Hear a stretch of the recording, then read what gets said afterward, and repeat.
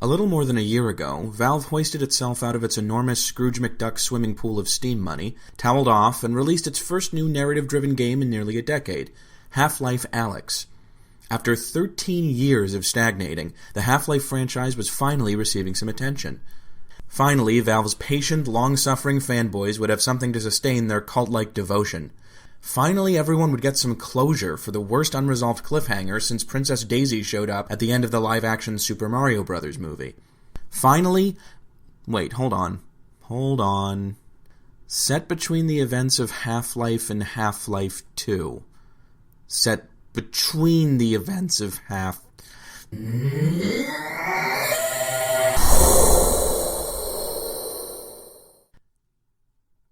Some things really never change. Hideo Kojima will never write dialogue that makes sense to more than about 3 people on Earth, Team Ninja will never stop publishing games that make me feel like sawing my own leg off, and Valve will never ever learn to count to 3. But instead of just boiling over with incoherent rage, let's try to actually understand why it is that Valve seems so dedicated to not properly finishing any story they start. After all, the writers at Valve are far from the only people to have written stories with unsatisfying or non-existent endings. George R. R. Martin has kept his rabid fans waiting more than a decade for the 6th Song of Ice and Fire book, and that's not even the last one in the series. Robert Jordan actually died before he could finish his Wheel of Time series, even though he spent 17 years writing it. And there are countless movies that have concluded with deliberately ambiguous non-endings, like Total Recall, or No Country for Old Men, or practically anything made by Stanley Kubrick. And don't think video games are immune to this either. If anything, they're particularly susceptible to it. Beautiful Joe 2, Mega Man Legends 2, and Dino Crisis 2 all end on massive cliffhangers that are unresolved to this day, either because a third game was never made, or in the case of Dino Crisis, because the third game was made by frickin' crazy people. It's not just unfinished trilogies either. Prey from back in 2006 never even got to have a first sequel, despite teasing one pretty hard. Neither did Beyond Good and Evil, at least not yet, after 17 years, and there's no guarantee when and if that sequel comes out that any of the previous game's cliffhangers will actually be resolved.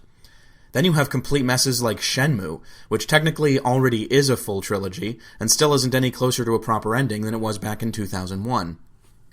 So if Valve's behavior over the past 15 years has been particularly irritating, it's not because their inability to finish stories is unique. What is somewhat unique, though, is the reason why they don't finish stories. You see, in almost every example I've mentioned so far, what stood in the way of a proper ending is the same thing. Money. Those sequels that never got a third installment, they all sold miserably, as did Beyond Good and Evil. Prey was actually a moderate success, but the sequel's development was crippled by interference from a hostile publisher. And Shenmue sold well to begin with, but it was and is so damn expensive to make that every entry in the series has lost absurd amounts of cash. Valve doesn't suffer from any of this. Every Half-Life game, really just about every Valve game period, has been an immense critical and commercial success. There's never been a shadow of a doubt as to whether a theoretical Half-Life 3 would sell well. Everyone on Earth knows that it would, and Valve would have to be truly obtuse not to see that. So it must be something else. Valve's failures as a storyteller must have something to do with the nature of storytelling itself. I've mentioned before that I think the people at Valve are uncomfortable with exposition and dialogue, but I really don't think this is the problem, because Valve games do have exposition and dialogue, and most of it is good. I think what's really holding them back has more to do with the structure of stories than with what goes in them.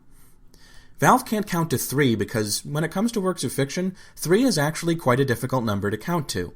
So today we're going to discuss the trouble with trilogies, why some of them are good, why some of them are awful, and why some of them never exist at all.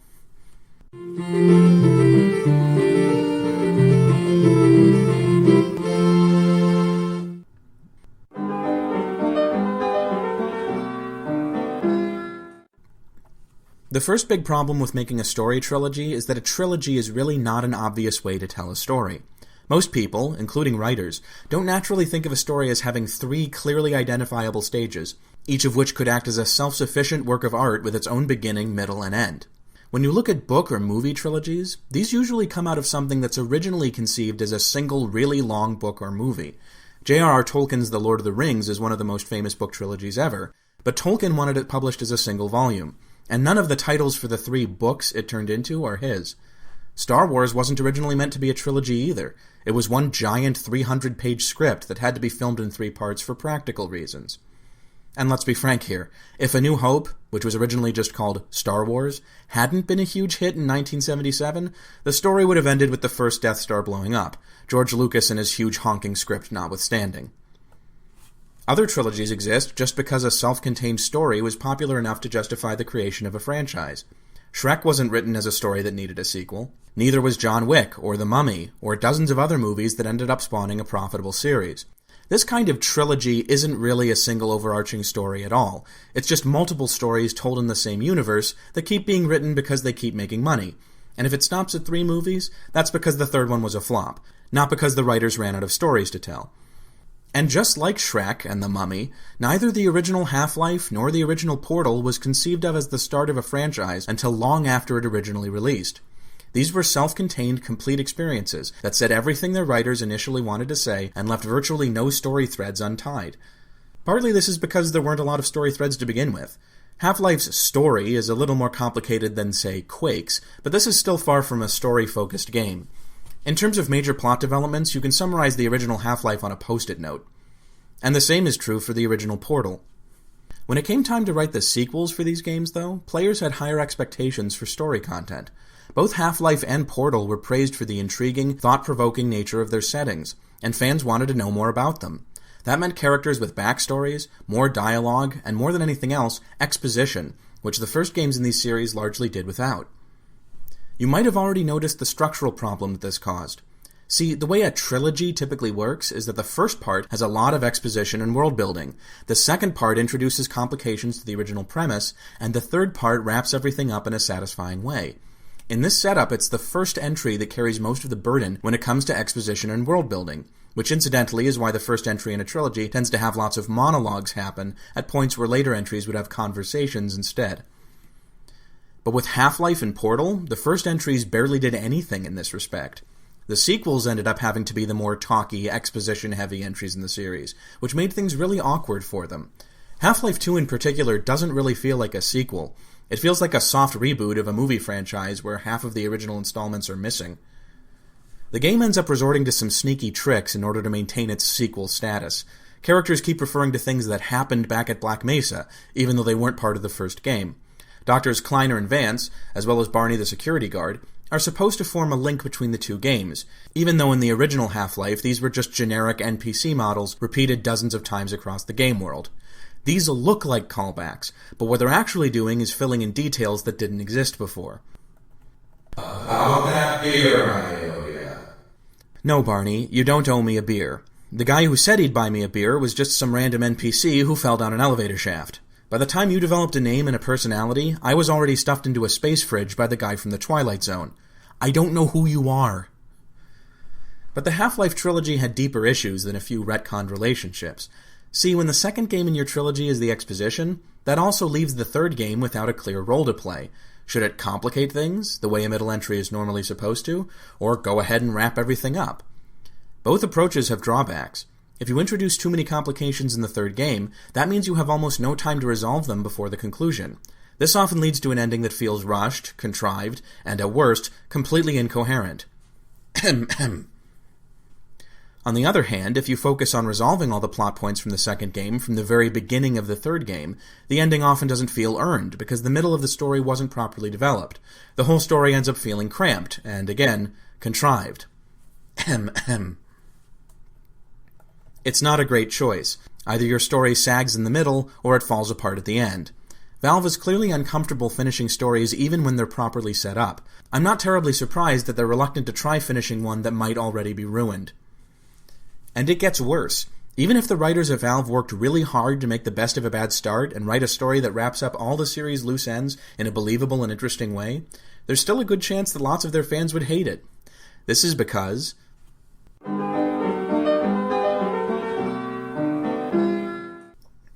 I can already hear the objections. What do you mean trilogies are unpopular? What about Star Wars? What about Lord of the Rings? What about Spider-Man and Batman? And Darkman? Now, it's true that these film series were immensely popular and successful, which is why they didn't stay trilogies for very long. If audiences like a franchise, the demand for an encore is usually just as great after the ostensible end of an ongoing story as it is during the production of the second and third installments. The most popular and successful franchises have never gone for just 3 parts. If anything, the third one is more often a jumping-off point for the writers than the end of the line. And as with my previous point, this is true for more than just movies.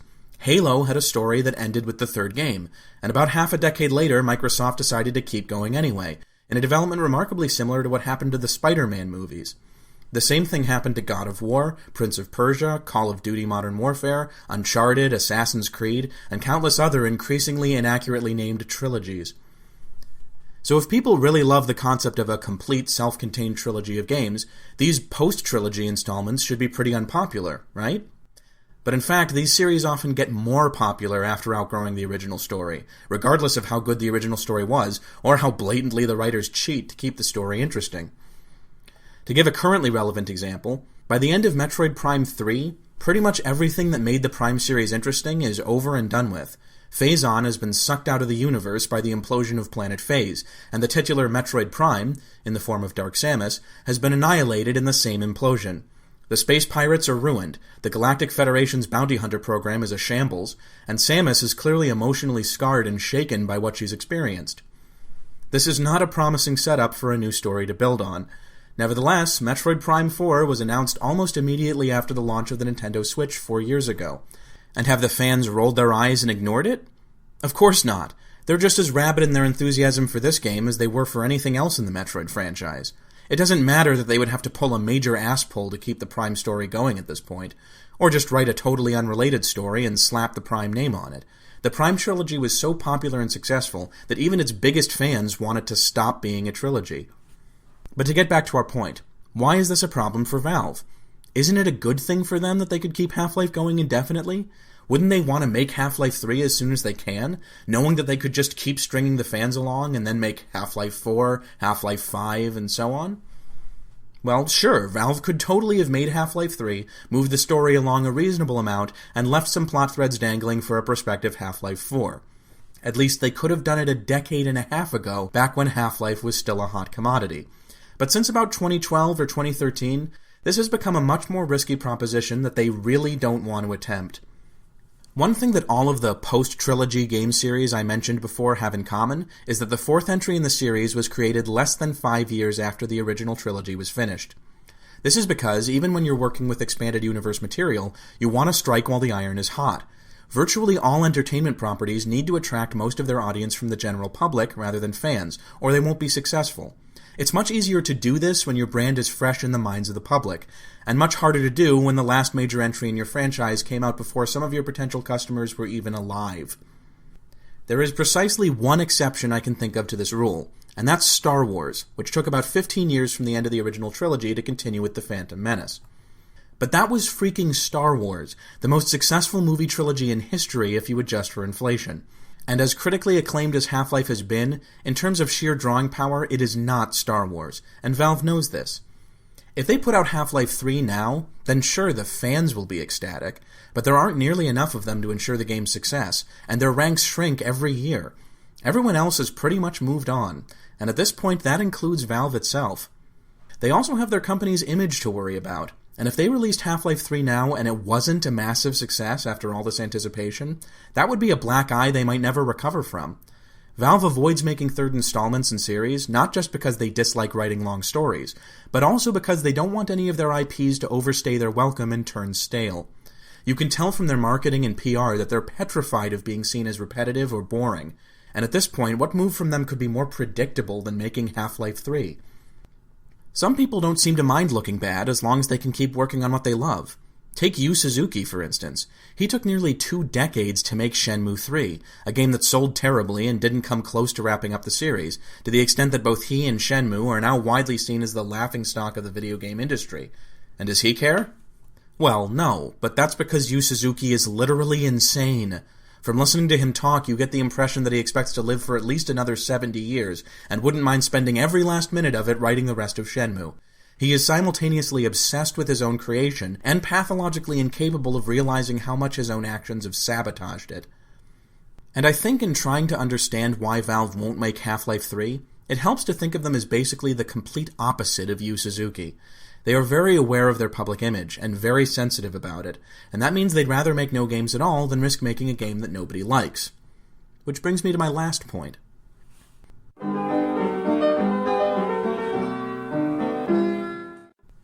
But wait a minute, I hear you saying. Valve is still working on the series. If Valve doesn't want to keep making Half-Life games, then why did they make Half-Life Alyx? Well, it comes right back to what I talked about before, risk and public image. Half-Life Alyx is a niche game aimed at a niche market. You can't even play it without using a VR headset, and considering the relatively small number of people who own the hardware, even a fantastic VR game would be expected to sell relatively few copies. In other words, it has a built-in excuse for not selling terribly well, which, if I'm right, is exactly what Valve is afraid will happen to all their games. If Valve made Half-Life 3 today, it would be competing directly with the hottest games of the last several years. It would be a small fish in a big pond, and it might just get torn apart by an uncaring public. However, by restricting themselves to VR, they've turned themselves into the biggest fish in a very small pond. At the same time, making the latest Half-Life game a VR project has helped the people at Valve present themselves as bold innovators, and not the stodgy corporate suits they sometimes come across as. Big, boring studios like Activision and Ubisoft make franchises. Valve wants to be known for making unique experiences instead. And if they can't design a game that makes them look good, they'll wait. They will wait as long as it takes for a new trend or a new technology to come around and make them look cool again. That's what really matters to them. The ironic truth is that Valve, as one of the most financially successful video game developers of the last 2 decades, isn't motivated to make games by money anymore, and they haven't been for a long time. The profits from Steam will keep them in business for the foreseeable future, and unless they massively screw up, they could easily survive indefinitely without making any games at all. This means that their priorities are totally different from almost every other game studio on Earth. Other developers are primarily driven by the need to make the next big hit, which means they have to take risks, including the risk of looking bad if their next game flops. Valve, with its unmatched level of financial independence, aims not to make hits, but to avoid misses. And their reason for doing so isn't money, it's prestige.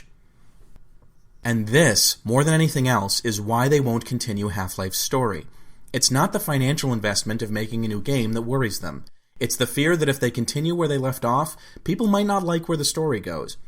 Alyx's story is a reimagining of what Valve has already written, with Alyx Vance taking Gordon Freeman's place and changing the story ever so slightly, while still leaving all the major aspects of Half-Life 2's plot unchanged. Unlike finishing a trilogy, this kind of story is an appealing proposition to Valve because it's safe. Valve can be reasonably sure that people will like Alyx, because they know that people liked Half-Life 2. And frankly, it's very unlikely that anyone who isn't already a fan of Half-Life will have any interest in Alyx. This would be a concern for almost any other company, but it's actually a good thing for Valve. They never needed Alyx to be a colossal hit. All they were looking for was for the game to be received well by fans and critics, and it was. If you're still hoping that Valve will throw caution to the wind and just make Half-Life 3 someday, please stop and consider just how long it's been since Valve threw caution to the wind about anything. Expecting them to finish Half-Life at this point would be like expecting Nintendo to put a virtual console on the Switch. It's a nice thought, and maybe some small minority inside the company really wants to do it, but all the signs point to the higher-ups being dead set against it. The probability of it happening gets lower and lower with every passing year, as the years turn into decades, and the decades turn into centuries. Personally, I'm convinced that Valve is never going to make Half-Life 3, for all the reasons I've mentioned. Obviously, I'm willing to be proven wrong, but at some point even the most cockeyed optimist has to start looking for hard facts instead of vague promises and hopes.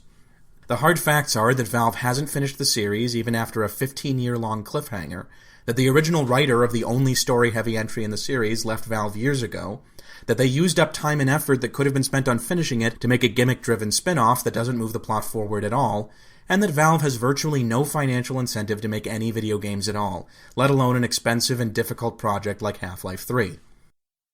All that is on one side.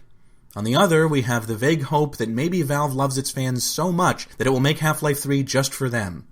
With all due respect to Valve and its fans, I just don't think that's true. Valve has never struck me as a particularly touchy-feely company, and even if I'm wrong, and they are, their love for their fans clearly doesn't inspire them with the energy they would need to do what the fans want. Gabe Newell stopped making even vague promises about Half-Life 3 about a decade ago, and for a very good reason. He had no more believable promises to give. He couldn't say it was close to finished, because it obviously wasn't. He couldn't even really say they were working on it, because it was clear to everybody that other projects were much higher priorities for Valve at the time, which is still the case today. And that leaves us with one final question. If Valve isn't going to make Half-Life 3, what are they going to make? Now, this is probably the most pedestrian take imaginable, but I think the most likely scenario is that they'll keep doing what they've been doing, spending most of their time on Steam and niche hardware projects, and very occasionally making video games. If you'd asked me a few years ago, I would have said that Valve was going to stop making video games entirely, in what I've come to call the Konami approach. But that was back when I thought that the only thing that mattered to Valve was money. A single week of Steam profits is worth more than pretty much any single-player game Valve is going to make from now on. But what I've learned in the last year is that there is one thing that matters to Valve just as much as how profitable they are, and that's staying relevant. I don't know whether to be touched by the fact that they care more about their image than they do about cash, or repulsed by the fact that both seem to come way ahead of actual creativity. But either way, it looks like Valve is going to keep on making single-player games of some kind, at least for the next few years or so. But as for learning to count above 2, forget it.